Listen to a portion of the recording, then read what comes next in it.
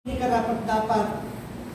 Pero dahil sa tayo po'y tinanggap ng Panginoon sa pamamagitan ni Kristo, tayo po'y nakakalapit sa Kanya. Hindi na po tayo alipin ng takot. Kaya papansinin po natin, sabi po dito, tayo po'y lumapit ng buong tapang, buong laya, upang matanggap po natin yung mga pagpapala sa ating mga pangangailangan.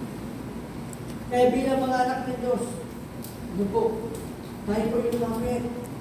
Ang biyaya po ng Diyos, nagbubukas po ito ng pinto ng langit para po sa atin. No? Kaya nga sabi ko, naisipan natin kung gaano kahalaga yung biyaya ng Diyos dito. Na-imagine po natin, paano kaya kung wala yung biyaya ng Diyos? Ano kaya tayo? Mananatili po tayo malayo at iwalay sa Diyos. And I think, puro tayo ng bigati at nawala ng pagkakasasabot. Amen? Amen. Pero, dahil po dito sa biyaya ng Diyos, tayo po ay tinatagap, pinamahal, binibigyan ng panibagong simula. Amen? Mga kapatid, hindi po natin kailangan maging perfecto para lang tayo makalapit sa Diyos o sumamba sa Diyos. No? Ang tunay po na pagsamba, ito po ay nagsisimula sa pagkilala natin nung na tayo po ay makasalanan, naniligtas ng biyaya ng Diyos. Tinubos tayo ng dugo ni Kristo. Kaya tayo po ay malaya sa ating pong pagsama sa Diyos. Hindi tayo mahihiyang lumapit.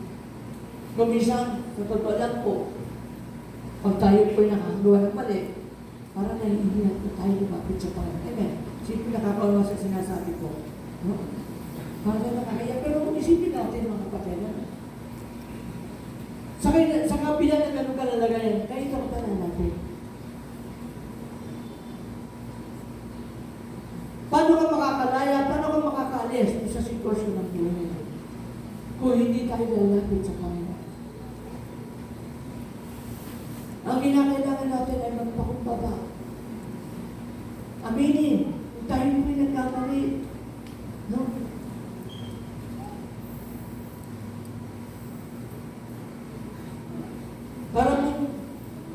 Parang isang tao na siya'y naanyaya sa isang handaan, na bagamat wala siyang dalang regalo, siya'y tinanggap. Bakit? Kilala siya. Ganun din po tayo. Ano man yung sitwasyon, ano man yung ating nakaraan, ano ba yung nangyari? Lapit tayo sa Panginoon.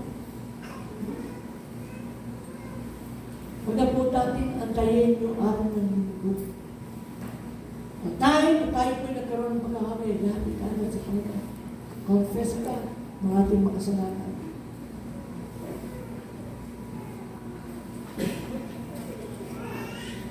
Kaya, kahit ano po yung ating sitwasyon at pinagdaraanan, wala tayo po sumamba sa Panginoon. Hindi po tayo aasin. Sabi naman sa katabi, huwag ka nga aasin. Huwag ka nga aasin. Alam niyo po, yung biyaya po ng Diyos, Amen. hindi po ito mauubos. No? Hindi po ito mauubos. Kahit kung tayo man po nagkamali, no? Lapit lang po tayo sa Lord. Alam niyo po yung sinasabi po dito sa Isaiah chapter 42 verse 3. Tingnan po natin.